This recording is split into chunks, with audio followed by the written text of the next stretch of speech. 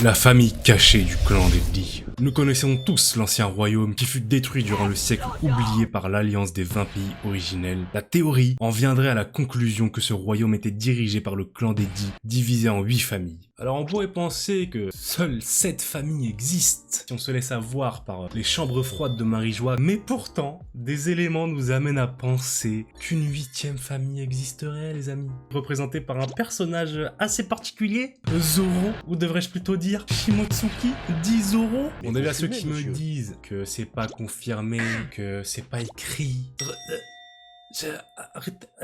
Puis la sous-exploitation des liens qu'unissent Zoro et sa famille dans l'arc de Wano sera traitée plus tard dans le récit. Oda le génie, Oda le messie, Oda le dieu ne laissa rien passer. Zoro a toujours eu un traitement particulier de la part d'Oda, ayant beaucoup plus de temps d'écran, de combat que les autres, comme si Oda le destinait à bien plus que devenir le meilleur sabreur du monde. Shimotsuki veut dire lune gelée ou mois du gel. Sans rappeler que Zoro est né durant le mois de novembre, le mois où ça caille, qui a la symbolique de la lune qui lui colle au cul, au point d'en avoir pris la couleur entièrement. Autre point commun entre chaque membre du clan des Dee, les frérots, celui-là on le connaît tous, c'est qu'ils meurent tous avec le sourire. Quel personnage est mort avec le sourire dans Wano Kuni? Yasue Shimotsuki? Ou plutôt, devrais-je dire, Yasue Di Shimotsuki? Les Dee nous sont représentés à plusieurs reprises comme les ennemis des dieux. Hormis le fait que Zoro ne soit pas croyant, et donc par défaut un ennemi de Dieu, l'imagerie du démon lui colle à la peau. Demon Slash, première technique de Zoro qui nous est montrée de tout le manga. En japonais c'est Oni Giri Yuki Yuzume, technique qui est faite contre T-Bone. Rest in peace T-Bone. Moi j'ai du respect pour toi, t'inquiète frérot, moi je t'oublie pas, je pense à toi. Ashura. Là, carrément, le mec se transforme en démon. Là, on est... Il y en a encore, je pense, au moins une petite dizaine. Enfin, quand on voit la réticence du frérot Akainu à aller à Wano Kuni juste parce qu'il y a les samouraïs, hein, c'est lui qui le dit. Frérot, c'est chaud, on peut pas aller là-bas, il y a des samouraïs. Alors que bon, les samouraïs... En vrai, on connaît, c'est ça les samouraïs. Là, on a quand même Akainu, le mec qui a Marineford. Il a vu Barbe Blanche, il a fait lui là, je me le fais. Lui, je le démarre. Ce mec-là, il a dit on peut pas y aller parce qu'il y a des samouraïs. On peut donc s'imaginer en fait que pendant le siècle oublié, on a cette famille cachée qui a réussi à s'enfuir du joug du gouvernement mondial et qui allait se réfugier à Wano, la terre natale des Shimotsuki. Et donc Shimotsuki dit Ryuma a protégé l'entièreté de l'île et fut tellement puissant que durant 800 ans, son fantôme et le rayonnement de son nom fait hésiter un homme comme Akainu à aller envahir l'île, frérot. Est-ce que vous vous rendez compte du bail? Est-ce que vous vous rendez compte à quel point c'est gang? S'il vous plaît. Usopp possède le Haki des rois. Durant tout le développement d'Usopp, qui l'amène petit à petit d'un faible couard à un valeureux guerrier des mers, Oda a voulu nous faire comprendre quelque chose. C'est que chaque mensonge d'Usopp deviendrait réalité. L'exemple le plus flagrant de cela est le moment où God Usopp obtint enfin ses 8000 soldats. Mensonge légendaire d'Usopp qu'il a répété durant tout le manga, et le mensonge d'Usopp le plus répété est celui où il menace ses ennemis qu'il est un puissant et redouté capitaine pirate. Suivant cette logique, et la logique de l'arc narratif d'Usopp, il devrait bel et bien devenir un capitaine redouté. Mais si on prend les capitaines les plus redoutés de One Piece, les frérots, hein, je pense que là vous commencez à suivre ma logique, mais vous inquiétez pas, on a des éléments concrets qui arriveront sur la fin. Tous les capitaines redoutés possèdent le Haki des rois. Quoi de mieux pour Usopp pour imposer son statut de capitaine redouté dans les 7 mers que de posséder le pouvoir des élus, de ceux qui se placent au-dessus de tout?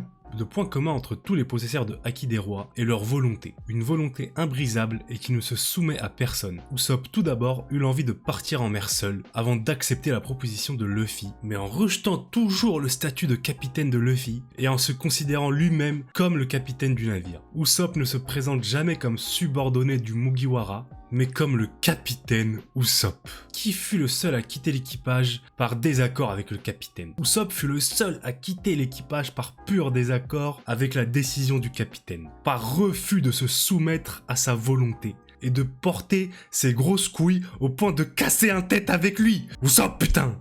bien qu'étant peureux, Usopp a une des volontés et un des esprits les plus puissants du manga. La personne la plus courageuse de ce monde n'est pas celle qui va au combat sans peur, mais celle qui affronte sa peur pour aller au combat. Usopp, tout au long du manga, en combattant ses peurs, en renforçant sa volonté, aiguise petit à petit son esprit, jusqu'au jour où il révélera au monde qu'il a en sa possession le pouvoir de ceux qui se placent au-dessus de tout, le Haki des rois. Connaissant Oda et son amour des foreshadowing, cette case n'est-elle pas la page parfaite pour nous indiquer cela?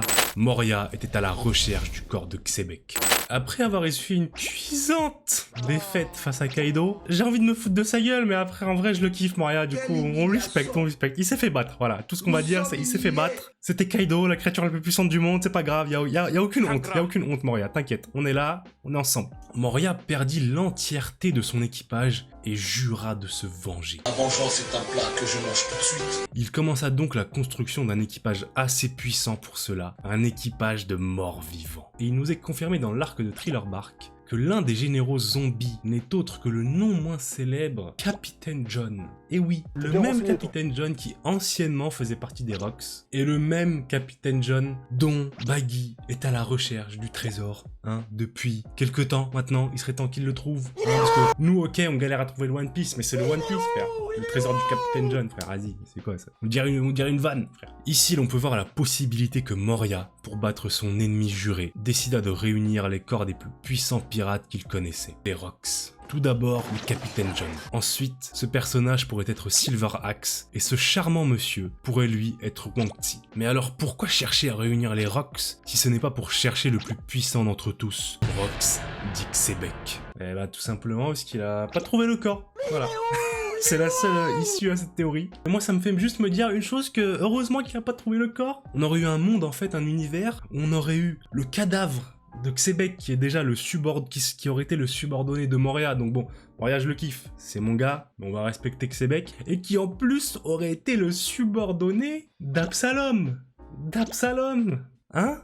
Le mec qui a pour seule ambition dans la vie de mater des meufs nues sous la douche. Killer fait partie du clan des Trois Yeux. Nous n'avons jamais vu le front de Killer. Lorsqu'il fut enfant, il cachait son front comme le faisait Pudding. Bon, dans ces cas, comme toujours avec Oda, c'est soit ça cache une dinguerie, soit on se prend la tête pour rien du tout et on va passer pour des cons dans 300 chapitres. Vous pourriez me dire que cela fait partie de son chara-design. On ne voit jamais le visage de Killer et qu'on se prend la tête pour rien. Mais lorsqu'il était Kamazo l'assassin, il n'y avait aucune raison pour Oda de continuer à cacher son front. À part évidemment pour nous troller, on le connaît, il kiffe faire ça. Bonjour Oda, je sais que tu regardes la chaîne. J'extrapole peut-être un petit peu, mais dans cette planche, l'on y voit des traits sur le front de Killer qui normalement n'apparaissent que sur les yeux. Et même s'il se place sur le front, généralement il recouvre tout le front comme on peut le voir sur ce dessin de Luffy. Et pour appuyer encore plus ce propos qui est assez bancal, on va pas faire les mecs, il est assez bancal. Voici un dessin de Pudding où on y voit plus ou moins les mêmes traits mais qui ne recouvre pas tout le front. Il est tout à fait probable que les Trois Yeux soient recherchés par le gouvernement mondial et que Killer ressent le besoin de se cacher pour ne pas être pourchassé étant donné qu'il peut lire les poneglyphes. Cela ferait remonter Kid dans le classement de la chasse au One Piece, parce qu'on va pas se mentir, il en a bien besoin. Crocodile serait le fils de Barbe Blanche. Tout d'abord, dans les mini-aventures du Baroque Works, Crocodile a une chance de s'échapper de prison, mais choisit de ne pas le faire, et c'est seulement lorsqu'il apprend qu'il y aura une guerre contre Barbe Blanche qu'il se décide à s'évader. Arrivé à Marineford, dès l'instant où il l'a vu, il n'a pas hésité une seconde à se jeter sur lui. Lorsque Barbe Blanche se fait empaler par Spider, Crocodile le prend personnellement et hurle qu'il a honte de s'être fait battre par quelqu'un de si faible, et pour le restant de la guerre, Crocodile vient en aide et s'allie aux pirates de Barbe Blanche. Serait-ce là par simple haine du gouvernement mondial, ou se cache-t-il quelque chose de plus profond là-dessous? Après la guerre, en lisant les journaux, Das Bones implicite à Crocodile que la blessure de Luffy, en voyant la mort d'Ace devant ses yeux, ne se refermera pas si facilement. Crocodile le prend pour lui et lui fait « Mais frérot, qu'est-ce que t'essayes de me dire là? T'essayes de me faire passer un message? T'essayes quelque chose? Y'a un truc entre toi et moi? Je te rappelle, je suis ton boss, hein !» Bien évidemment, ici on ne parle pas de blessure physique, mais de blessure émotionnelle. La blessure émotionnelle de voir un frère mourir devant ses yeux, ou un père. Barbe Blanche vient de l'île de Sphinx dans le Nouveau Monde, et lorsque Crocodile propose à Das Bones de partir dans le Nouveau Monde, il lui parle du bon vieux Nouveau Monde, comme s'il y était né ou comme s'il y avait grandi. Énormément de pirates ont une haine envers Barbe Blanche, mais c'est seulement parce que à cause de Barbe Blanche, ils n'ont pas pu devenir le roi des pirates, ils n'ont pas pu devenir le numéro 1, ou alors parce qu'ils se sont fait battre par Barbe Blanche. Mais Crocodile a une haine qui va au-delà de ça. Il semblerait que c'est une espèce de haine personnelle. Donc à partir de là, nous pouvons en tirer plusieurs conclusions. Que Barbe Blanche était bel et bien le père de Crocodile, mais son absence, en le laissant lui et sa mère, les ont conduits tous les deux à vivre une vie de misère, conduisant peut-être même la mère de Crocodile à la mort. Et depuis, il lui voue une haine sans relâche, jusqu'à aller tenter de le tuer et essayer de devenir le roi des pirates pour lui montrer qu'il est meilleur que lui. Et enfin, lorsque Crocodile est relâché d'Impel Down, nous connaissons tous cette scène où Ivankov lui met un putain de coup de pression, frérot, hein, une dinguerie, je l'ai jamais vu un coup de pression comme ça, qui lui dit « Frérot, tu fais une dinguerie, je révèle ton secret à tout le monde. » Et Crocodile se calme direct. Nous pouvons y voir là le simple fait que Ivankov est au courant du secret de Crocodile, qu'il est bel et bien le fils de Barbe Blanche, ou alors là, qu'il est la fille de Barbe Blanche. On se quitte là-dessus.